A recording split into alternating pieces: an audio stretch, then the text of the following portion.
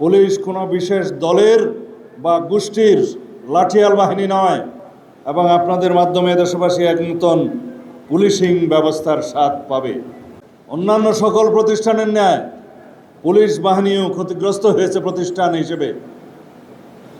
সেই সময়ের ভঙ্গুর অবস্থা থেকে ক্রমান্বয়ে পুলিশ আজকের এই পর্যায়ে উন্নীত হয়েছে। বর্তমান সরকার বিশ্বাস করে পুলিশ কোনো বিশেষ দলের বা গোষ্ঠীর লাঠিয়াল বাহিনী নয়, বরং পুলিশ হবে জনগণের কৃত্রিম বন্ধু। আমাদের নির্বাচনী ইশতেহারে আমরা দ্ব্যর্থহীনভাবে ঘোষণা করেছি জননিরাপত্তা নিশ্চিত করা এবং পুলিশ বাহিনীকে দলীয় প্রভাবমুক্ত করে একটি আধুনিক, সেবাধর্মী ও মানবিক সংস্থায় রূপান্তর করাই আমাদের মূল লক্ষ্য।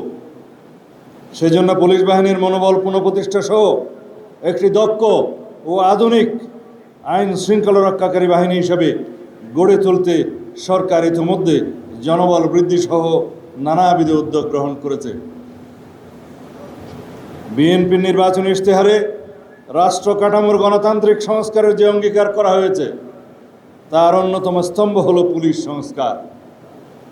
আমরা দায়িত্বে আসার পর থেকেই একটি স্বাধীন ও শক্তিশালী পুলিশ সংস্কার কমিশন গঠনের বিষয়ে কাজ করছি।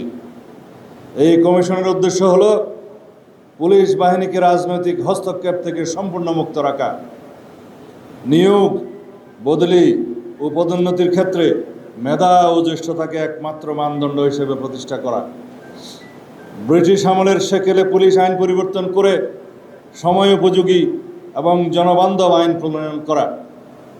আমরা চাই এমন এক পুলিশ বাহিনী যারা ক্ষমতার অপব্যবহার করবে না, বরং অপরাধীর মনে ভয় আর নিরপরাধীর মনে প্রশান্তি যোগাবে। এই সংস্কার প্রক্রিয়ার সুফল ভোগ করবেন আপনারা এবং আপনাদের মাধ্যমে দেশবাসী এক নতুন পুলিশিং ব্যবস্থার স্বাদ পাবে।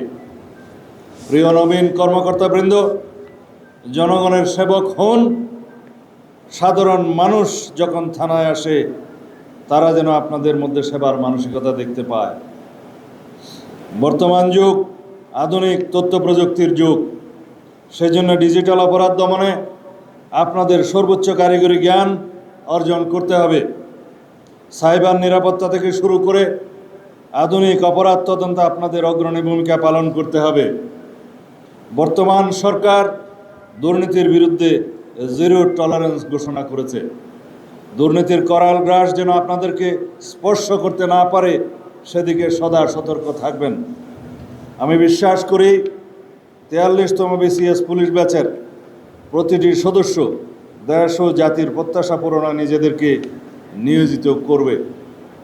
আপনাদের মেধা, নিষ্ঠা আর দেশপ্রেমের উপর আমাদের আস্থা আছে। বাংলাদেশ পুলিশের ঐতিহ্য গৌরব ধরে রাখতে হবে।